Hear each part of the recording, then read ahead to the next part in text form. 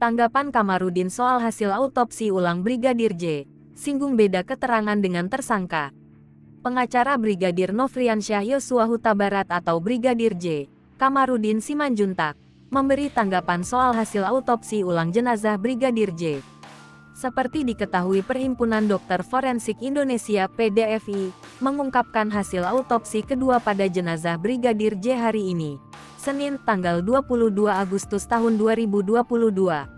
Hasil autopsi tersebut disampaikan oleh Ketua PDFI Ade Firmansyah.